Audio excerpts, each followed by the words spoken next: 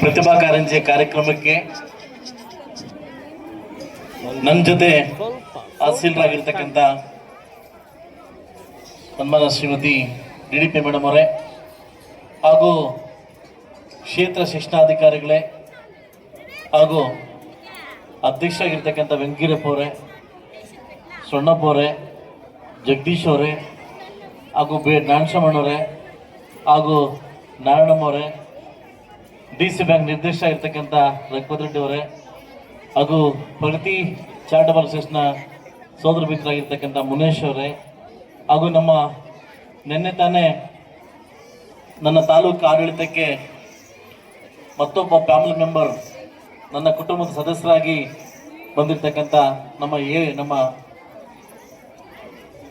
ಕಾರ್ಯನಿರ್ವಹಣಾ ಅಧಿಕಾರಿಗಳಾಗಿರ್ತಕ್ಕಂಥ ಬಾಬು ಅವರೇ, ಎದ್ದೇಳಿ ಪರಿಚಯ ಆಗಿ ನಿನ್ನೆ ತಾನೇ ನಮ್ಮ ಊರಿಗೆ ಹೊಸದಾಗಿ ಕಾರ್ಯನಿರ್ವಾಹಕರಿಗೆ ಬಂದಿದ್ದಾರೆ.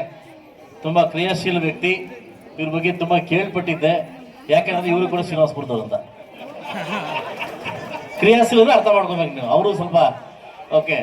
ಸೊ ಅದರಿಂದ ನಿಮ್ಮ ಆಶೀರ್ವಾದ ಎಲ್ರಿಗೂ ಇರಲಿ ಅಂತ ನಾನು ಕೇಳ್ಕೊತೀನಿ. Thank you. ಕೋಲಾರ ತಾಲೂಕಂತೆ ಓಟ್ ಮಾತ್ರ ಶ್ರೀನಿವಾಸಪುರ, ತಾಲೂಕು ಮಾತ್ರ ಕೋಲಾರ. ಸೊ ಅದರಿಂದ ಮತ್ತೊಬ್ಬ ಹೇಡಬ್ಳಿ ರಮೇಶ್ ಅವರೇ ಹಾಗೂ ನಮ್ಮ ಯಾದವ್ ಸಂಘದ ಅಧ್ಯಕ್ಷ ಆಗಿರ್ತಕ್ಕಂಥ ನಮ್ಮ ಶಂಕರಣ್ಣವರೇ, ವೇದಿಕೆ ಹಿಂಭಾಗದಲ್ಲಿ ತುಂಬ ದೊಡ್ಡದಾಗಿ ಗುಂಪಿದೆ, ಟೈಮ್ ಚಿಕ್ಕದಾಗಿದೆ. ಎಲ್ಲ ನನ್ನ ಶಿಕ್ಷಣ ಮಿತ್ರರಿಗೂ, ವೇದಿಕೆ ಮುಂಭಾಗದಲ್ಲಿ ಆಸಕ್ತರಾಗಿರ್ತಕ್ಕಂಥ ಎಲ್ಲ ನನ್ನ ಕೌಶಲ್ಯ ತರಬೇತಿಯ ಎಲ್ಲ ನನ್ನ ಶಿಕ್ಷಕರಿಗೂ ಹಾಗೂ ಇವತ್ತಿನ ಕೇಂದ್ರ ಬಿಂದುಗಳಾಗಿರ್ತಕ್ಕಂಥ ನನ್ನೆಲ್ಲ ಪುಟಾಣಿ ಮಕ್ಕಳಿಗೂ, ಈ ಕಾರ್ಯಕ್ರಮನ ಆಯೋಜನೆ ಮಾಡಿರ್ತಕ್ಕಂಥ ಎಲ್ಲ ನನ್ನ ಸಮನ್ವಯ ಎಲ್ಲ ಶಿಕ್ಷಕರು ಕೂಡ ನನ್ನ ಕಡೆಯಿಂದ ನಮಸ್ಕಾರಗಳು ತಿಳಿಸ್ತಾ, ಮಾಧ್ಯಮ ಮಿತ್ರರಿಗೆ ವಿಶೇಷವಾಗಿ ಮಾಧ್ಯಮ ಮಿತ್ರರಿಗೆ ನನ್ನ ಕೃತಜ್ಞತೆ ಸಲ್ಲಿಸ್ತಾ, ಈ ವೇದಿಕೆ ಸುಮಾರು ದಿವಸಗಳ ಹಿಂದೆ ಕಾರ್ಯಕ್ರಮ ಫಿಕ್ಸ್ ಆಗಿತ್ತು. ಕೆಲವು ಕಾರಣಾಂತರಗಳಿಂದ ಕಾರ್ಯಕ್ರಮ ಮುಂದೂಡಾಯಿತು.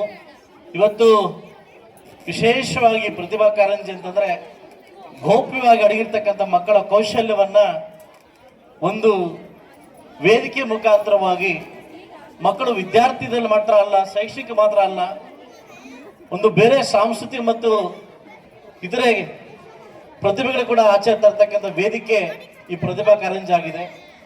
1ನೇ ತಾರೀಕಿಂದ 4ನೇ ತರಗತಿ, 4ನೇ ತಾರೀಕಿಂದ 7ನೇ ತರಗತಿ ಮಕ್ಕಳಿಗೆ ಯೋಗಾಸನದಿಂದ ಹಿಡಿದು, ಒಂದು ಚಿತ್ರಕಲೆಯಿಂದ ಹಿಡಿದು, ಸಾಹಿತ್ಯದಿಂದ ಹಿಡಿದು ಮಕ್ಕಳಲ್ಲೂ ಕೂಡ ಪ್ರತಿಬಿಂಬಿಸುತ್ತ ಕಾರ್ಯಕ್ರಮವನ್ನ ನಮ್ಮ ಸರ್ಕಾರ ವಿನೂತನವಾಗಿ ಆಯೋಜಿಸಿ ಇದಕ್ಕೆ ತಾವೆಲ್ಲ ಶಿಕ್ಷಕರು ಕೂಡ ತನ್ನ ಮಕ್ಕಳಂತೆ ಕೂಡ ಈ ಕಾರ್ಯಕ್ರಮವನ್ನ ಆಯೋಜನೆ ಮಾಡಿದ್ದಾರೆ. ಒಂದೇ ಒಂದು ನೋವು ತರ್ತಕ್ಕಂಥ ಸಂಗತಿ ಏನಂತಂದ್ರೆ, ಅವಾಗಲೇ ಈ KEB ಅವರು ಒಂದು ಕೆಲಸ ಮಾಡಿದ್ರು. ಏನಂತಂದ್ರೆ, ನಾವು ಪ್ರತಿಭಾ ಕಾರಂಜಿ ಬರೆಸ್ತೀವಿ, ಪ್ರಬಂಧ ಸ್ಪರ್ಧೆ ಬರೆಸ್ತೀವಿ ಅಂತಂದ್ರು. ನಾನು ಒಬ್ಬನಾದ್ರೂ ಗಂಡು ಮಕ್ಕಳು ಬರ್ತಾನ ಅಂತ ವೆಯ್ಟ್ ಮಾಡ್ತಾ ಇದ್ದೆ. ಒಬ್ಬೇ ಬಂದ. ಮೋಸ್ಟ್ಲಿ ಅವ್ರ ತಂದೆ ತಾಯಿಗೆ ಸನ್ಮಾನ ಮಾಡ್ಬೇಕು ಅನ್ಕೋತೀನಿ. ಯಾರಿಗೆ ಹೇಳಿ ಆ ಮಾಸ್ಟರ್ ಹೊಡಿತಾರಪ್ಪ ಚಪ್ಪಾಳೆ ರೀ. 12 ಜನ ಹೆಣ್ಮಕ್ಳೆಲ್ಲ ಒಬ್ಬೇ ಒಬ್ಬ ಗಂಡು ಮಗನ್ ಬಂದವನ್ರಿ. ಇದು ಗಂಡು ಮಕ್ಕಳಿಗೆ ಇದಕ್ಕೆ ಎಷ್ಟು ಅವಮಾನ ಅಂತ, ಎಷ್ಟು ಅವಮಾನ ಇದಕ್ಕೆ ಹೋಗ್ಲಿ. ಅಲ್ಲ, ಹೆಣ್ಮಕ್ಳು ಚಪ್ಪಾಳೆ ತಡ್ತಾರ ನೋಡ್ರಿ. ಆ ಕಡೆ ಈ ಮುಳಬಾಗಿಲು ತಾಲೂಕಲ್ಲಿ ಏನಾಗಿದೆ ಗಂಡು ಮಕ್ಳಿಗೆ ಅಂತ ನನಗಂತೂ ಅರ್ಥ ಆಗ್ತಾ ಇಲ್ಲ. ನನಗೆ ರಾಜಕೀಯದಲ್ಲಿ ಮುಂದೆ ಇದ್ದಾರೆ, ಎಲ್ಲದ್ರಲ್ಲೂ ಮುಂದೆ ಇದ್ರಲ್ಲ, ಇದರಲ್ಲೂ ಕೂಡ ಜಾಸ್ತಿ ಯಾಕೋ. ಮೇಡಮ್, ನನಗೆ ಗೊತ್ತಾಯ್ತು ನಿಮ್ಮ ಸೀಟ್ ಹಿಂದೆ ಇದೆ, ನಿಂದೋಗಿರೋ ನಂಗೆ ಗೊತ್ತಾಯ್ತು. ನಿಮ್ಮ ಸೀಟ್ ಹಿಂದೆ ಅವಾಗಲೇ ಗಮನಿಸ್ದೆ ನಾನು, ಅದಕ್ಕೆ ನೀವು ಅಲ್ಲೋಗಿದ್ರೆ ಅಂತ ಗೊತ್ತಾಯ್ತು. ಅದಲ್ಲ ಆಕ್ಚುಲಿ ವಿಶೇಷವಾಗಿ ಏನಂತಂದ್ರೆ, ನಾನು ಸುಮಾರು ರಾಜಕೀಯ ಫಂಕ್ಷನ್ ನೋಡಿದ್ದೀನಿ. ಏನಂತಂದ್ರೆ, ಘಟಾನುಘಟಿ ವ್ಯಕ್ತಿಗಳು ಲೇಟಾಗಿ ಬರ್ತಾರೆ. ಏನ್ ಗೊತ್ತಾ, ನಾ ಕೊಡು ಸೀಟ್ ಸುಧಾಮ ಸಾಕಷ್ಟು ಜನ ಮುಂದೆ ಬಂದು ಕೂತಿರ್ತಾರೆ. ಇವನ್ ದೊಡ್ಡ ವ್ಯಕ್ತಿ ಅದ್ರಲ್ಲಿ ಲೇಟಾಗಿ ಬರೋದು. ಏನು ಗೊತ್ತಾ, ಇವ್ನು ಸೀಟ್ ಬಿಟ್ಕೊಡ್ತಾರ ನೋಡೋಣ ಅಂತ. ಯಾಕೆಂತಂದ್ರೆ ಸೀಟು ಅದ್ರ ಬೆಲೆ DK ಶಿವಕುಮಾರ್ ಮಾತ್ರ ಗೊತ್ತಾಗ್ತದೆ, ಎಷ್ಟು ಕಷ್ಟ ಬೀಳ್ತಾರೆ ಈಗ ಆತ ಅಂತ ಅಲ್ವಾ. ಆ ಸೀಟ್ ಯಾಕೆ ಆತನ ಕಣ್ಣನ್ನ ಬರೀ ಸೀಟ್ ಮೇಲೆ ಇದೆ, ಅದಲ್ಲ. ಒಂದು ಸೀಟಿನ ಮಹಿಮೆ ಎಷ್ಟಂತ DK ಶಿವಕುಮಾರ್ ಮಾತ್ರ ಗೊತ್ತಾಗುತ್ತೆ. ಅದರಿಂದ ದಯವಿಟ್ಟು ಎಲ್ಲ ಗಂಡರಿಗೆ ಬೇಗ ಬಂದು ಕೂತ್ಕೊಳ್ಳಿ ತಮ್ಮಲ್ಲಿ ವಿನಂತಿ ಮಾಡ್ಕೊಂತೀನಿ. ಈ ತರ ನಮ್ಮ ಎಲ್ಲ ಶಿಕ್ಷಕರು ಕೂಡ ನನಗೆ ಸನ್ಮಾನ ಮಾಡೋದು ಸಾಕಷ್ಟು ಬಾರಿ ಹೇಳ್ತಾ ಇದ್ದೆ, ಈ ತರ ಸನ್ಮಾನ ಮಾಡಬೇಡಿ. ನನಗೆ ಸನ್ಮಾನ ಮಾಡ್ಬೇಕಂತ ಮನ್ಸಿದ್ರೆ ನಾನು ಇವತ್ತೇನು ಯಾವ ಉದ್ದೇಶದಿಂದ ಈ ಮುಳಬಾಗಿಲು ತಾಲೂಕಿಗೆ ಶಾಸಕನಾಗಿದ್ದೀನಿ, ನನಗೆ ಗಿಫ್ಟ್ ಆಗಿ ಕೊಡ್ಬೇಕಂದ್ರೆ ನನಗೆ SLC ಮಕ್ಕಳು ರಿಸಲ್ಟ್ ಕೊಡಿ ಅಂತ ಕೇಳ್ತಾ ಇದ್ದೆ.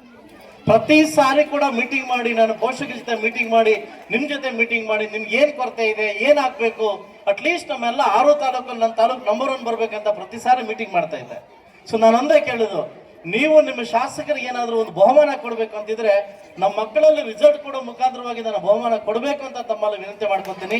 ಅದನ್ನಂತ ಎಲ್ಲ ಪ್ರೌಢಶಾಲಾ ಶಿಕ್ಷಕರು ಕೂಡ ನಾನು ಮಂದಟ್ಟು ಮಾಡ್ಕೊತಾ ಇದ್ದೀನಿ. ಯಾಕೆಂದ್ರೆ ನಾನು ಈಗ ತಾನೇ ಒಂದು 2 ನಿಮಿಷ ಒಬ್ರು ಗಮನಿಸ್ದೆ. ಯಾಕೆಂದ್ರೆ ನಮ್ಮ ಡಿ ಡಿ ಪಿ ಅವ್ರನ್ನ ಅವ್ರು ಈ ಕನ್ನಡ ಕಲಿತಾ ಇದ್ದಾರೆ.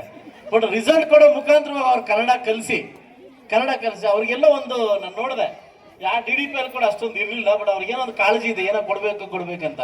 ಇಂಥ DDP ಅವ್ರು ಬಂದಾಗ ಖಂಡಿತ ನಾವು ಉಳಿಸ್ಕೊಳ್ತಕ್ಕಂಥ ನಮ್ಮ ಧರ್ಮ ಆಗುತ್ತದೆ.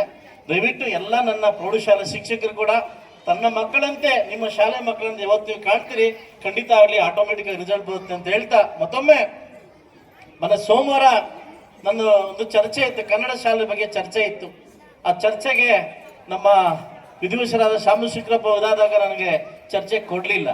ನಾನು ವಿಶೇಷವಾಗಿ ನನ್ನ ಶಿಕ್ಷಕರನ್ನು ಕೇಳ್ಕೊಳ್ಳೋದಿಷ್ಟೇ, ತಮಗೆ ಗೊತ್ತಿರಲಿ, ಪದೇ ದಿನ ಏನಾಗುತ್ತೆ, ಕನ್ನಡ ಶಾಲೆಗಳೇನಾಗುತ್ತೆ ಮುಚ್ಚುವಂಥ ಪರಿಸ್ಥಿತಿ ಬರ್ತಾ ಇದ್ದಾವೆ. ಆ ಮುಚ್ಚಲಿಕ್ಕೆ ಪರಿಸ್ಥಿತಿ ಯಾಕೆ ಬರ್ತಾ ಇದೆ ಒಂದೊಂದು ನಿಮ್ಮನ್ನು ಕೇಳ್ತೀನಿ. ಒಂದು ಲಾಜಿಕ್ ನೀವು ಅರ್ಥ ಮಾಡ್ಕೊಂಡಿರ್ಬೋದು. ನಮ್ಮ ಖಾಸಗಿ ಶಾಲೆಗಳು 3 ತಿಂಗಳ ಅಡ್ಮಿಷನ್ ಇದ್ದಂಗೆ ಎಲ್ಲ ಟೀಚರ್ಸ್ ಏನು ಮಾಡ್ತಾರೆ, ಮನೆಗೆ ಹೋಗಿ ಏನು ಮಾಡ್ತಾರೆ, ಅಡ್ಮಿಷನ್ ಮಾಡಿಸ್ತಾರೆ. ನಮ್ಮಲ್ಲಿ ಇದಕ್ಕೆ ಆಗ್ತಾ ಇಲ್ಲ. ನಮ್ಮ ಶಾಲೆಗಳು ಉಳಿಬೇಕಂದ್ರೆ ನೀವು ಊರಲ್ಲಿ ಹೋಗ್ತಾ ಇಲ್ಲ. ನಿಮ್ಮ ಮಕ್ಕಳನ್ನ ಶಾಲೆ ಕಳಿಸಿ. ಇವತ್ತೊಬ್ಬ ನಿಮ್ಮ ಶಾಸಕರು ಕನ್ನಡ ಶಾಲೆ ಓದಿರ್ತಕ್ಕಂಥ ವ್ಯಕ್ತಿಗಳೇ, ನಾವೆಲ್ಲ ಕೂತಿರ್ತಕ್ಕ ಮಹಿಳೆಯರು ಕೂಡ ಕನ್ನಡ ಶಾಲೆ ಓದಿರ್ತಕ್ಕಂಥ ವ್ಯಕ್ತಿಗಳು. ಇವತ್ತು ನೀವು ಹೋಗಿ ಮನೆಗೆ ಏನಾದ್ರು ಅಡ್ಮಿಷನ್ ಮಾಡಿಸಿಲ್ಲ ಅಂತಂದ್ರೆ ಬಹುಶಃ 86 ಸ್ಕೂಲ್ ಇವತ್ತು ನಮ್ಮ ಮುಳಬಾಗಿಲಲ್ಲಿ ಮುಚ್ಚುವಂತ ಪರಿಸ್ಥಿತಿ ಬಂದಿದ್ದಾವೆ.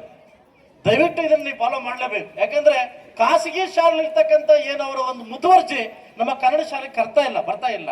ಏನೋ ಬಂದ್ರೆ ಸಾಕು, ಹೋದ್ರೆ ಸಾಕು, ಓದ ಪುಟ್ಟ ಅನ್ನೋ ಮಟ್ಟಕ್ಕೆ ನಾವು ಶಾಲೆ ಮಾಡಿದ್ವಿ ಅಂದ್ರೆ ಖಂಡಿತವಾಗ್ಲೂ ನಮಗೆ ಉಳಿಸ್ಕೊಳ್ಳೋಕೆ ಕಷ್ಟ ಆಗ್ತದೆ. ಇಲ್ಲ ಒಬ್ಬ ಶಾಸಕರಿಂದನೋ, ಒಬ್ಬ DDP ಇಂದನೋ, ಒಬ್ಬ BO ಇಂದನೋ ಶಾಲೆ ಉಳಿಸ್ಕೊಳ್ಳೋಕೆ ಆಗಲ್ಲ. ಪ್ರತಿ ಶಿಕ್ಷಕರು ಕೂಡ ನಾವು ಶಾಲೆ ಉಳಿಸ್ಬೇಕಂತ ಮನಸ್ಸು ಯಾವಾಗ ಬರ್ತದೆ, ಖಂಡಿತ ನಮ್ಮ ಕನ್ನಡ ಶಾಲೆಗೆ ನಾವು ಉಳಿಸ್ಬೇಕಂತ ಕರ್ತವ್ಯನ ನಾವು ಮಾಡಬೇಕಾಗ್ತದೆ. ಸೊ ಇನ್ನೊಂದು, ಯಾವಾಗ ಬಂದ್ರೂ ಕೂಡ ಶಿಕ್ಷಕರು ಬೈತಾರೆ ಅನ್ನೋ ಪರಿಸ್ಥಿತಿಲಿ ಬೇಡ. ಆದ್ರೆ ಟೈಮ್ ಟು ಟೈಮ್ ಯಾವಾಗ ನೀವು ಹೋಗ್ತೀರಿ, ಟೈಮ್ ಟು ಟೈಮ್ ಯಾವಾಗ ನೀವು ಶಾಲೆ ಅಟೆಂಡ್ ಆಗ್ತೀರಿ, ಬಹುಶಃ ಶಾಲೆನ ಉಳಿಸ್ತಕ್ಕಂಥ ಔದಾರ್ಯವನ್ನು ನೀವು ಕಲ್ಕೊಂತೀರ ಅಂತ ನನಗೆ ಒಂದು ಭರವಸೆ ಇದೆ, ಆ ನಂಬಿಕೆ ಇದೆ ಅಂತ ಹೇಳ್ತಾ, ಇವತ್ತಿನ ಕಾರ್ಯಕ್ರಮಕ್ಕೆ ತಾವೆಲ್ಲ ಬಂದು ಇಷ್ಟು ಅದ್ದೂರಿಯಾಗಿ, ಇಷ್ಟು ವಿನೂತನವಾಗಿ ಕಾರ್ಯಕ್ರಮ ಆಯೋಜನೆ ಮಾಡಿಕೊಟ್ಟಿದ್ದಾರೆ. ನಿಮ್ಮೆಲ್ಲರಿಗೂ ನನ್ನ ಕಡೆಯಿಂದ ಥ್ಯಾಂಕ್ಸ್ ಹೇಳ್ತಾ, ಈ ಕಾರ್ಯಕ್ರಮಕ್ಕೆ ನಾನು ಇನ್ನೂ ಹೆಚ್ಚಾಗಿ ಮಾತಾಡ್ಬೇಕಂತ ಇದ್ದೆ. ಇವತ್ತು ಟೈಮ್ ಅಭಾವ ತುಂಬಾ ಕಡಿಮೆ ಇರೋದ್ರಿಂದ ನಾನೆಲ್ಲ ಶಿಕ್ಷಕರಿಗೆ ಕೂಡ ಒಂದು ನನ್ನ ಮನೆ ಕೇಳ್ತೀನಿ. ಯಾಕೆಂತಂದ್ರೆ ನೀವು ದೇವರುಗಳಿದ್ದಂಗೆ, ನೀವು ದೇವರುಗಳಿದ್ದಂಗೆ. ಬಹುಶಃ ದೇವರು ತಪ್ಪು ಮಾಡಿರ್ತಕ್ಕಂಥ ವಿಧಿ ಯಾವತ್ತು ಪ್ರಪಂಚದಲ್ಲಿ ಕಂಡಿಲ್ಲ. ಬಟ್ ಯಾವುದೇ ವಿಚಾರದಲ್ಲೂ, ಎಂಥ ವಿಚಾರದಲ್ಲಿ ಬಂದ್ರು ನೀವು ತಪ್ಪು ಮಾಡಕ್ ಹೋಗ್ಬೇಡಿ. ನಾನು ಪ್ರತಿ ಸಾರಿ ಕೂಡ ಒಂದು ಡೈಲಾಗ್ ಹೊಡಿತಾ ಇರ್ತೀನಿ, ನಮ್ಮಲ್ಲಿ ರಾಜಕೀಯ ವಿಷ ಬೀಜ ಬಿತ್ತದ್ ಬೇಡ. ನಾವೆಲ್ಲ ಶಿಕ್ಷಕರು, ನೀವು ಎಷ್ಟೋ ಜನ ಹುಟ್ಟಾಗಿರ್ತಕ್ಕಂಥ ಪ್ರತಿಭೆಗಳು ಕರ್ನಾಟಕ ರಾಜ್ಯದಲ್ಲಿ, ಭಾರತ ದೇಶದಲ್ಲಿ ಇವತ್ತು ನಾಯಕರಾಗಿದ್ದಾರೆ. ಇವತ್ತು ಒಳ್ಳೆ ನಾಯಕರನ್ನ ಹುಟ್ಟುಹಾಕ್ತಕ್ಕಂಥ ಕೆಲಸ ಇವತ್ತು ನಮ್ಮ ಟೀಚರ್ಸ್ ಮಾಡ್ಲಿ, ಪ್ರಾಧ್ಯಾಪಕರು ಮಾಡ್ಲಿ. ಇವತ್ತಿನ ಭವಿಷ್ಯದ ಮಕ್ಕಳೇ ಮುಂದಿನ ನಾಯಕರು.